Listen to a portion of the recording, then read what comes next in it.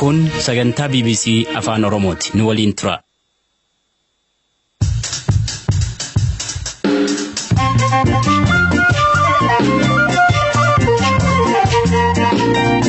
Akka mooltan dhaggeeffattoota keenya sagantaan BBC Afaan Oromoo Naayiroobii irraatii darbu jalqabee jira. Qaamni fincilaa naannoo Somaalee keessa socho'u addi bilisummaa biyyaalessaa Ogaadeen Itiyoophiyaan oomisha yaalii boba'aa jigitaa eegaluu ishee erga ibsitee guyyaa tokko booda akka mormu beeksisu. Nuyi siyaasaa fi dinagdee Itoophiyaa keessaa qoodan qabnu. Aadaan isaan waliin qoodannus hin jiru. Lafti keenya humnaan qabame. Kan dinnee hanga yoonaatti fincilaa jirruufis kanaaf. Itiyoophiyaatti yaa'iin gorsaa dhimma seeraa fi haqaa seerri farra shororkeessummaallee keessatti hafuu danda'u hundeeffamu roobootiin Dr. Abiyyi waliin wal arguuf turte shaanxaan jalaa baduusaa fi akkasumas tilmaamaa fi ramaddii waancaa addunyaas isinitti himna. Odeessaalee idil addunyaaf raafoolii dhugaasaa isinitti himti Anzaala Lamtaaddesaa saganticha dursuun turtiin taasisa. Mootummaan Itiyoophiyaa yaalii boba'aa jigitaa eegaluu isaa erga ibsee guyyaa tokko booda dhaabni fincilaa naannoo Somaalee keessa socho'u addi bilisummaa biyyaalessaa Ogaadeen murticha mormeera. Kun qabeenya keenya humnaan faayidaa naannoo biraaf oolchuudha jechuun dubbii himaan dhaabichaa Hasan Adaanii Hirmoogee himanii jiru. Hanga uummanni naannoo sanaa aangoo ofiin of bulchuu argatanitti waldiddaan siyaasaa uummata Somaalee Ogaadeenii fi mootummaa Itoophiyaa gidduu jiru hanga furamutti gocha akkanaa warra abbaa qabeenyaa hacuucanii qabeenya sana faayidaa warra kaaniif oolchuu ta'a. Nuyi siyaasaa fi dinagdee Itoophiyaa keessaa qoodan qabnu. Aadaan isaan waliin qoodannus hin jiru. Lafti keenya humnaan qabame. Kan dinnee hanga yoonaatti fincilaa jirruufis kanaaf. Qabeenyi naannoo sanaa kan uummata naannichaa qofadha. Kan nama biraa ta'uu hin danda'u. Kanaafuu mala qabnu hundatti fayyadamnee oomisha boba'aa kana ni dhaabsifna. Kun Hasan Adaanii Hirmoogee dubbii himaa adda bilisa baasaa Ogaadeeni.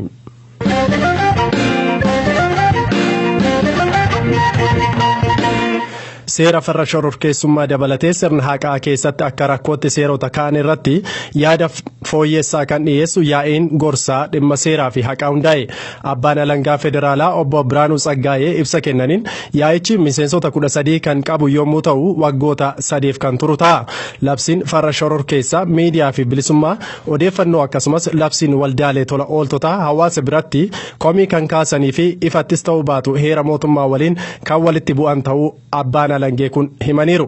Yaa'iin gorsaa hundaa'ee seerota eeraman dabalatee rakkoolee sirna haqaa irratti mul'atan fooyyessuuf kallattii imaammata mootummaaf kan kaa'an ta'us himaniiru. Labsii farra shororkeessummaa ilaalchisee yaa'iin fooyyessuu kan barbaachisu yoo ta'e akka fooyya'u yoo hin taane ta'es labsicha seerota biroon uwwisuun haalli ittiin hafu uumamu.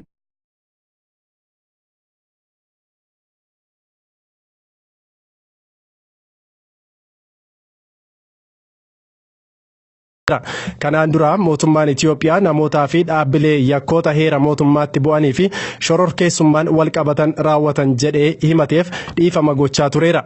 Seerri baraaruu yookaan amnestii amma ba'u kun waan addaa maal qabatee dhiyaata laata? Hamzaa Hussein dhimma kanarratti ogeessa seeraa kan ta'an obbo Milkiyaas Bulchaa dubbiseera. Balleessaa namni tokko hojjete guutummaan guutuutti kan irraa bilisa godhu waan inni kanaan dura hojjete akka waan inni hojjetiniif akka waan inni takkaa waan balleessiniitti rikardii yakka inni hojjete guutummaan guutuutti kan irraa qulqulleessu yoo ta'u baraarsuun ameenitti dhiifamni garuu haal duree namni kun balleessaa hojjechuunsaa galmeensaa kan hin naqamne ta'a jechuudha. Mootummaan Itoophiyaa warra shororkeessummaadhaan himate faas dhiifamaan gadi dhiiseera jechaa ture. Dhiifamuma afaaniin godhanii yeroo ta'e wayittummoo haala laallatanii gara duraa sanatti fa'aa deebisuu danda'u jedhanii namoonni ni shakku. Tarii seerri amnistii yookiin dhiifamni inni seera ta'ee ba'u kun wanta kanaaf wabii waan ta'u qabaa laata? Dhiifamni yakka isaan kanaan dura hojjetan guutummaan guutuutti irraa haqa osoo hin ta'in amma adabbii isaanii irraa kaasee akka isaan haal dureedhaan gadhiifaman godha. Amnistiin yookaan baraarsuu kan jennu garuu murtiin balleessummaa fi adabbiin itti kenname haqamuu bira darbee kanaan dura namni kun akka waan yakka hin hojjetanitti ilaalama malee waan wabii ta'ee gara fuulduraatti namni kun akka itti gaafatamne waan nama hin qabu. Bu'uura seeraa ni qaba. Dhiifamnis baraarsuunis garuu kun wabii mirgoota namoomaa ta'uu hin danda'u. Namni tokko seeraan ala kan qabamne namni tokko seera malee qabamee mana hidhaa ture yeroo dheeraa osoo mana murtiitti hin dhiyaatin akka inni turuuf wabii ta'uu hin danda'u. Dhiifamnis baraarsuun. Seera baraarsuu seera godhanii baasuu paarlaamaan tokko yeroo hojiirra oolcha jedhee dubbatu maal gochuu qabame haal dureewwan maal fa'ime?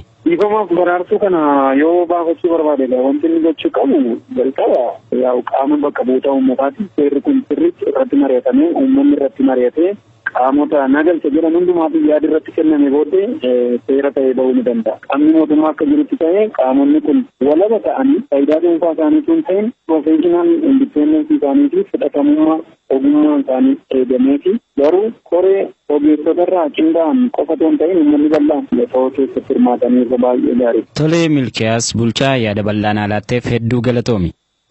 Hamzaa Huseentu ogeessa seeraa haasofsiise.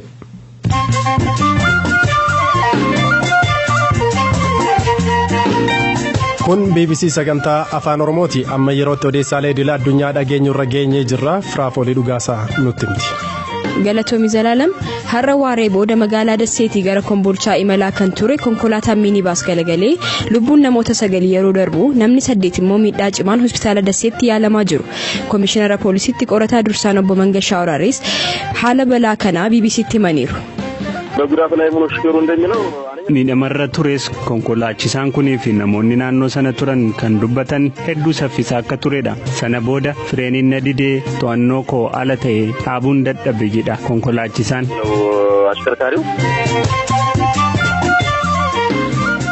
Magaalaa guddittii Naayijeeriyaa Leegositti ibiddi taankarii boba'aatti qabatee yoo xiqqaate namoota 9 galaafateera jechuun qondaaltonni ibsaniiru.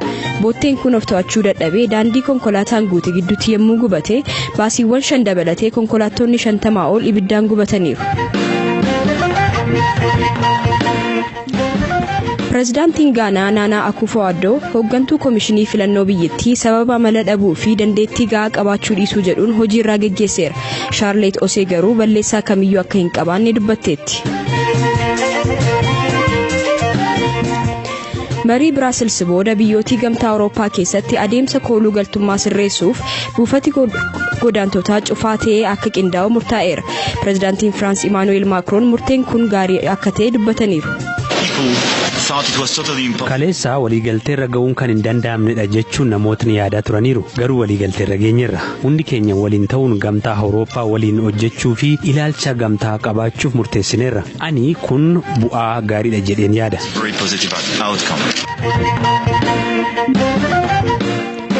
Hoogganaan hidhattoota Liibiyaa Khalifa Haftar humnoonni isaa to'annaa guutuu magaalaa Deernaa irratti akka qaban dubbataniiru. Jeneraal Haftar erga waggaa darbe magaalaa Bengaazii to'atee booda nama cimaa fi jabaa Liibiyaa ta'eera. Iraaqitti namootni shororkeessummaan himataman 12 ajaja muummicha ministeeraa Haayidar Al-Abbaadiin murtee du'aan ajjeefamaniiru. Kamisa obbo Abbaadiin gadoo ajjeechaa namoota 8 gartuu IS'n butamaniif namootni shororkeessummaan himatamanii murtee du'aa eeggatan hundi ajjeefamuu qabu jechuun dubbateera. Oduun har'aaf qabadhe kanuma Zalaalam. Galatoomii Firaafool.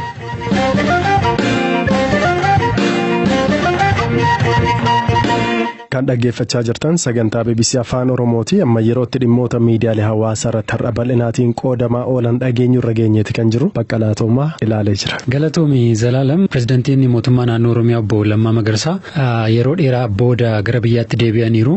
Namoota sanbata darbee haleellaa boombii dirree addabaabayii masqalaatti mudateen miidhamanii hospitaala jiran hospitaala tokko Ambassaatti argamuudhaan daawwataa osoo jiranii kan mul'isu suuraan isaanii namoonni hedduu walii qoodaa jiru. Torbee lama wayii keessa waa'ee isaanii dhageenyeen beeknu namni baay'een gaafachaa ture maaliif obbo Lammaan eessadha kan jedhee namni baay'een gaafataa ture. Kan dhimma maatiitiif kaan immoo dhimma hojiitiif kaan immoo dhukkubsatanii jechuun gaaffii yeroo dheeraa ture asumaatiinis guyyaadhaa deebi'eera jechuudha. Wanti guddaan nagaadhaan deebi'uu isaaniiti ammaatiyaattis har'a argineerra tokkosa kanadha kan marsaa hawaasummaa irratti ture ni lammata televezyiiniin ENN ifatti hojii dhaabuusaa beeksiseera. Har'a namoonni hedduun waa'ee kana feesbuukii irratti odeessaa turan akkuma beektu abbaan taayitaa biroodkaastingii Itoophiyaa torbee darbe keessa sababa hiriira deeggarsa ministeera muummee Dr. Abiyyi Ahmed hin gabaasiin jedhee maaliif akka hin gabaasiin fi ibsa gaafatee ture televezyiinii ENN fi televezyiinii naannoo Tigraay. Sanumaan wal qabatee dhaabbaticha tamsaasa dhaabuusaa ifatti beeksisee jira. Kun yaada garaagaraa kaasaa jira miidiyaa hawaasaa irratti. Kanaan duras karaa miidiyaalee hawaasaa yaadotni akka qeeqaatti ka'aa turaniiran bal'inaatiin ni jiru. Qabiyyee tamsaasa isaa wajjiniitiin wal qabatee siyaasa biyyattii keessatti garee tokkootiif kan hojjetudha jedhanillee kan barreessaa turaniiran ni jiru. Galatoomii baqqala. Hayyee galatoomii.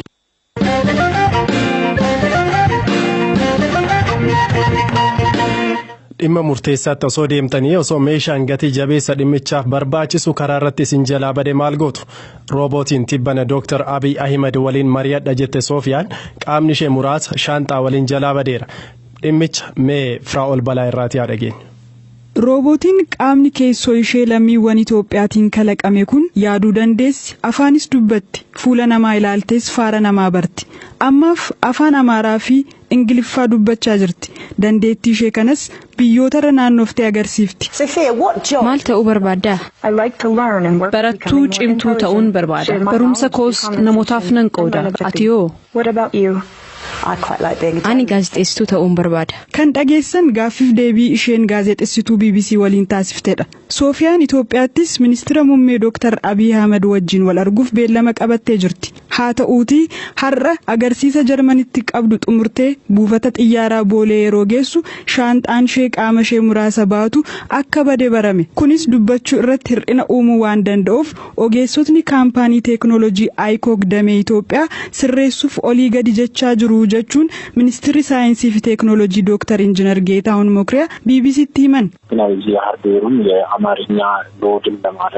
Mi'i alaa afaan Amaaraa akka dubbattu ishee dandeessisu shaanxaa keessatti waan hafeef yoo dhibe Ingiliffaan itti haasofne garuu warri ICOG teeknooloojii humna as jiruun sirreessuuf yaalaa jiru.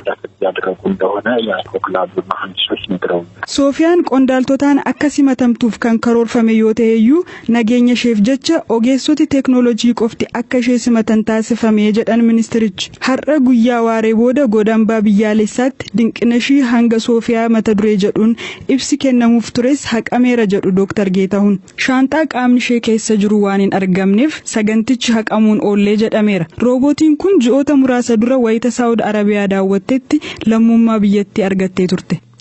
Firaa'ol Balaa irraa ture kan dhageenye.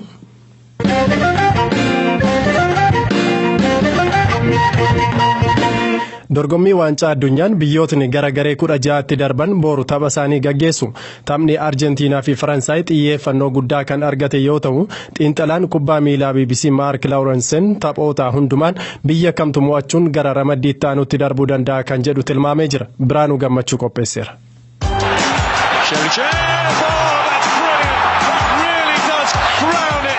Taphni waancaa kubbaa miilaa addunyaa bara kanaa waxabajjii 14 Raashiyaatti jalqabame amma walakkaarra ga'ee jira.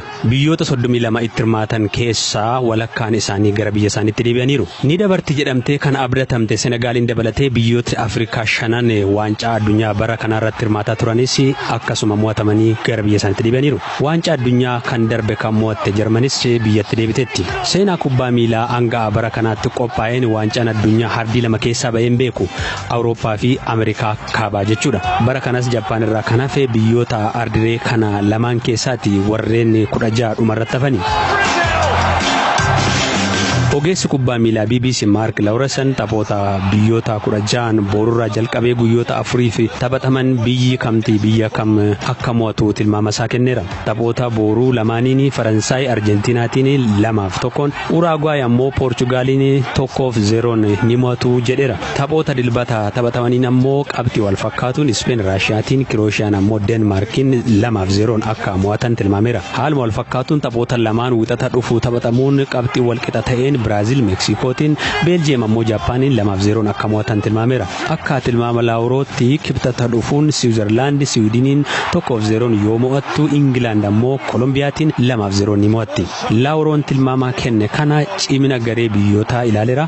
Dandeettii taphattootaa fi muuxannoo isaan qabanillee ilaalcha keessa galcheera. Tilmaamni Laawuroo kun ammam dhugaa ta'a laata? Isinis mee tilmaamaatii of ilaalaa. Biraanuu Gammachuu ture kan dhageenye. Dhaggeeffattoota keenya sagantaa har'aaf qopheessine xumurre.